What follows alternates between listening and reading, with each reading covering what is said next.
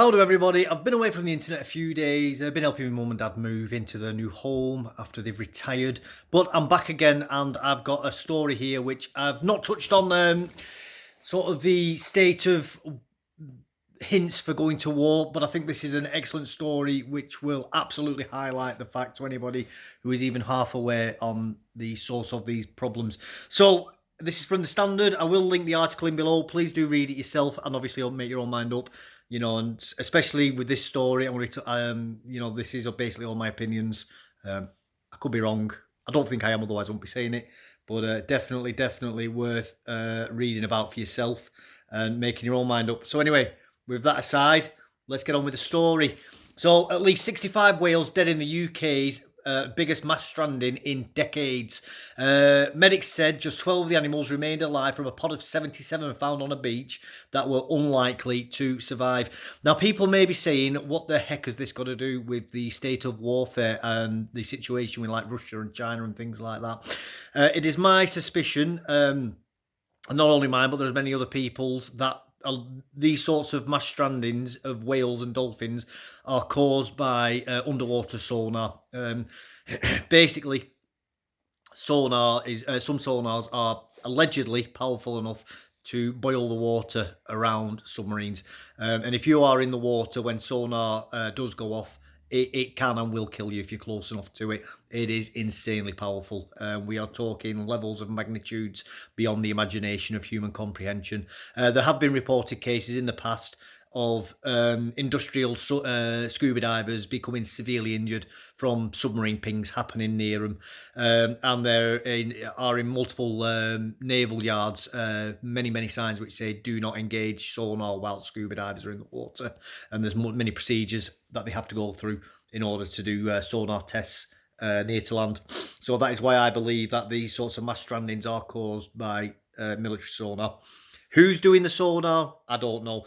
More than likely, I would imagine it would be the Royal Navy or NATO submarines performing sonar, because this, I believe, was, in fact, it says here, Isle of Sunday, which is the Orkney Isles, I believe, which is off Scotland. So it's more than likely going to be the Royal Navy, possibly another NATO ally. And I would suggest that they are probably looking for Russian underwater vessels. A pod of 77 whales has washed ashore on a beach of Orkney, there we go, in what is thought to be the largest mass stranding in decades. In a statement, the British Divers Marine Life Rescue, BDMLR, said they'd received reports of a mass stranding of Finland pilot whales on the Isle of Sunday at around 10:45 on Thursday. So this is obviously over 24 hours old, this news. I've only just become aware of it, though. Medics from the BDMLR found around 77 animals which have been stranded high up the beach for several hours, a spokesperson for the group said. Now, the thing is, with sonar, though, although I am saying that this could be sonar, and I do believe it, I'm absolutely convinced that it will be sonar that's done that. In order to do that to whales, they don't need to be close to them. So it's not like they don't even need to be close enough where you could see them. The sonar is so powerful, it travels for miles and miles and miles. It is incredible. And sound travels through water. I think it's something like 40 or 50 times faster. Interesting fact, I am a qualified scuba diver. Part of our ability to sense direction when we're above water is our ability to differentiate sound. And it's the time that it takes sound to get from one ear and then to the other. So if you have a sound happening over that direction somewhere, the sound will come in, it'll hit that ear first, travel past your head, and then it'll go into that ear.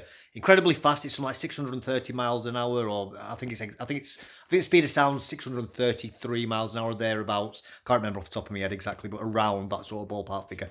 Anyway. But because underwater sound travels so much more efficiently and faster, it goes so fast you can't actually tell. So it sounds like the sound is omnidirectional, as in it's all around you all at once, all at the same time, and you can't differentiate where the sound actually comes from. So these submarines, when they are doing these pings, and sonar pings aren't like you hear in a film where it goes ping. They are crazy sounds, like the way they actually work. But yeah, so these could be happening miles and miles away from the whales, and whales are obviously very sensitive to noise anyway because of the way they communicate in water. Dolphins even more so because of the echolocation that they do, and because of these sounds being so intense, they could cause absolute terror in these whales, just forcing them at full speed just to steam in one direction unfortunately for these whales, that one direction has been to head towards the beach, which tells you how much fear these animals must be in, and how much power these devices actually have to make some of the largest, well, the largest animals in the oceans to keep swimming even when they know that the shore's getting shallower and shallower. And it could even be that they're disorientated. Their ability to tell where they are in the water, the buoyancy, all that could all be getting messed up. There could be a lot more in this, what these sonars are actually doing to them. So let's carry on anyway. Only 12 of them are still alive, but they're unlikely to survive. Yeah, well, they get crushed by their own weight. When they're in the water's creating so imagine my head's in the water right now. You'll have pressure coming from all directions in the water, and that holds the body and supports the body, especially underneath. It's like having a hand underneath them, and it helps to support the body. And because of that, they're able to grow so massive. But the problem this leads to is when they do come out of water, like on a beach, the body just wants to flatten out and pancake, and it's just far too much mass and weight for their own bodies to be able to hold together, and they end up crushing their own organs to death. Things like the heart and the lungs and things just get crushed by the mass on top of them, because there's nothing holding the body into a proper shape, and it's just trying to flatten out. Health assessments and first aid were provided to the surviving animals as the incoming tide approaches. Absolutely tragic from. Our team continues to work hard to manage this incredibly difficult situation, and further updates will be given as the incident progresses, BDMLR said. Quite the mouthful, that acronym. Colleagues from the Scottish Marine Animal Stranding Scheme are also on their way to begin post-mortem investigations. The thing is, I think if they do find any sort of evidence of sonar, they may not actually, by law, be allowed to even speak about it, and may be compelled to cover it up for obviously military secret reasons, because if it is submarines doing these pings, the Royal Navy and the government aren't going to want our enemies knowing about the movements and capabilities of our systems. So again, that is pure speculation on my behalf. I can't actually comment on that as any sort of expert. I don't have any intuition. That is just my gut feeling, and that is what would make sense to me. And they may come out and say that they don't know what's happened here. The incident could represent the largest stranding event in Scotland since '95, according to the BBC. Eve Webb from BDMLR said the largest stranding was a big incident. She told BBC News Scotland, "There are whales everywhere. There's a long line of them. Some of them are still alive." It's absolutely tragic. Can you imagine turning up to a beach like that, and all you're seeing is all these just beautiful, majestic creatures just all stranded on the beach? Absolutely shocking. Now, I'm not saying that submarines shouldn't be going out doing these pings, because unfortunately it's...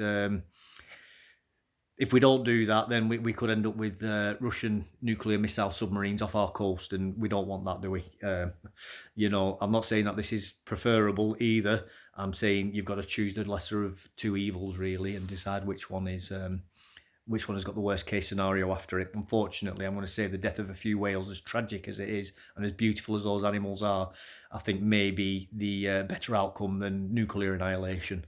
So let's get back on with the story. Let's just try and put a bit of perspective on it as well, by the way. I know there will be people who will absolutely disagree with me on that, and that's fair enough. You're welcome to. I know from experience how difficult these incidents are, and I think we need to be realistic. Last July, there was mass stranding of pilot whales on the Western Isles. Yeah, well, again, it was this whole situation with Russia was building up then, and we're probably going to see more and more of this as time goes on. Around 55 of the animals had become stuck at Taigmore Beach off the Isle of Lewis. The BDMLR said at the time, the reason for the whale stranding is currently unknown, but pilot whales are notorious for their strong social bonds. So often when one whale gets into difficulty and strands, the rest follow, leading to more of them stranding, the BDMLR said at the time. Now, obviously, the BDMLR are not here to defend themselves, and I am purely speculating. I do believe that they may have incentives to say that. I mean, maybe they genuinely believe that. I don't know. They could believe that they'd be speaking from the truth, and there may be bunk science out there which gets them to think, like maybe, I don't know, papers that have been sponsored by, I don't know, the American Navy's science department or whatever, and that has happened before in the past, by the way, that various government organisations do put out scientific papers to muddy the water on the military things that they're doing to try and cover up certain projects that are going on. So this could be a very, very complicated thing. I'm not saying that the BDMLR are lying. They may be getting misled, but I definitely, I'm 100% convinced that this is submarine related. And I do think that this is another warning sign for us, as I've pointed out in the past.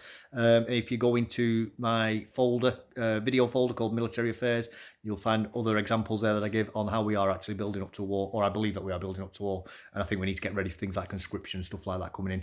Anyway, I'm going to leave it at that. If you found that insightful, useful, interested in any of that other good stuff, please do like, subscribe, whether you agree with me or not, but you've got something to say, please do comment below. I do read everybody's comments, and I do try to get back to them as quick as I can. If I don't get back to you straight away, it's because I'm giving your comment a lot of thought, because you've said something that's really piqued my interest.